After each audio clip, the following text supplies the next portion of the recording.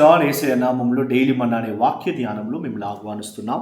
ఈరోజు కూడా దేవుడి వాక్య భాగాన్ని కొలస్సీయులకు 3వ అధ్యాయం 23వ వచనాన్ని మనం చదువుకొని ధ్యానించుకోబోతున్నాం.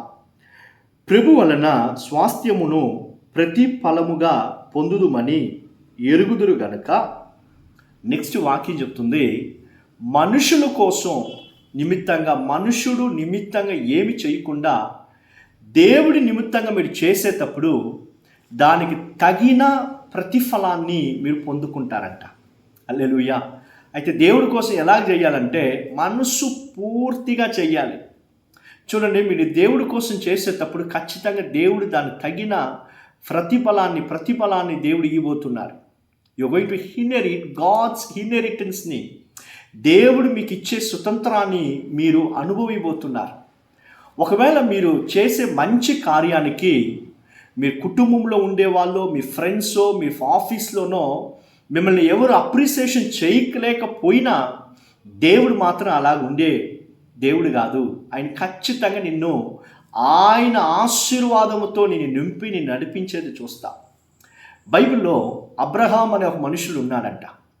అతనికి ఉన్న ఒకే ఒక వాగ్దానం ప్రకారంగా పుట్టిన ఒక కుమారుడు ఉన్నాడు, ఈసాకు. దేవుడు చెప్తున్నాడు, అబ్రహాం, నీకుండే ఒకే ఒక బిడ్డ పిల్లోడు ఉన్నాడు కదా, ఓన్లీ వన్ సన్. అతన్ని మోరియాని కొండపైకి తీసుకుని వచ్చి నువ్వు అతన్ని బలి చెల్లించు అని చెప్తున్నాడు. అబ్రహాం ఏ మనుషుడి కోసం కాదు, ఏ మనుషుడి దగ్గర దీన్ని షేర్ చేయకుండా అతను ఎర్లీ మార్నింగ్ ఈసాకుని తీసుకొని మోరియా కొండపైకి వెళ్తున్నాడు.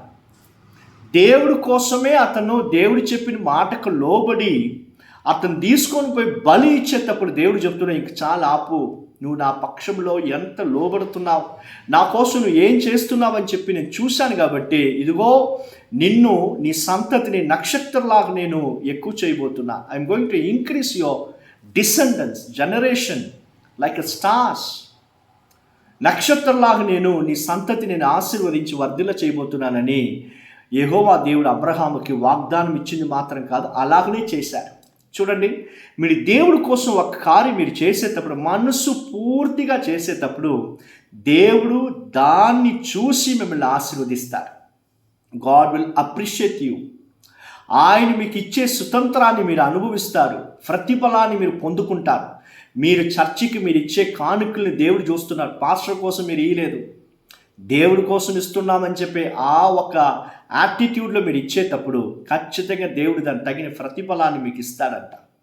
రెండవది చూడండి, మనుషుల దగ్గర నుంచి మనకి ఎలాంటి అప్రిసియేషన్ లేకపోయినా దేవుడు మాత్రం ఖచ్చితంగా మీరు ఆయన కోసం మీరు ఏం చేస్తున్నారని చెప్పి చూసి దాని ప్రకారంగా దేవుడు మిమ్మల్ని ఆశీర్వదించే దేవుడు. వాడి క్రియలకు తగిన ప్రతిఫలాన్ని అనుభవిస్తాడని చెప్పి బైబిల్ లేఖనంలో రాయబడి ఉంది. క్రీస్తునందు ప్రియులారా, మనుషులు నీకు మంచి మాట చెప్పేదానికి మర్చిపోయి ఉండొచ్చు. నువ్వు కష్టపడి చేసే కార్యాన్ని వాడు చూడలేక నేను అప్రిషియేషన్ చేయకుండా వాళ్ళు వెళ్ళిపోయి ఉండొచ్చు. అయితే దేవుడు మాత్రం నువ్వు కష్టపడే నీ కష్టాన్ని దేవుడు చూస్తున్నారు. నువ్వు దేవుడి కోసం చేసే ప్రతి కార్యాన్ని దేవుడు ఆలకిస్తున్నాడు, చూస్తున్నాడు. కాబట్టి త్వరగా నువ్వు దేవుడి దగ్గర నుంచి ఆ ఆశీర్వాదాన్ని పొందుకోబోతున్నావు. ఆ విశ్వాసంతో బలంతో ముందుకు సాగి దేవుడి కోసం మనసు పూర్తిగా చెయ్యండి. దేవుడి ఆశీర్వాదాన్ని ఖచ్చితంగా మీరు పొందుకుంటారు. ప్రార్థన చేసుకుందామా. యేసయ్యా, ఇదిగో మీ మనుషుల కోసం కాదు, మనుషుల నిమిత్తంగా కాదు, యేసయ్యా మీకోసం మేము చేసేటప్పుడు అయ్యా మీరు దాన్ని గుర్తు పెట్టుకొని మమ్మల్ని ఆశీర్వదించే దేవుడు కదా, ఆ విశ్వాసం మాకు మా లోపల పెట్టండి యేసయ్యా.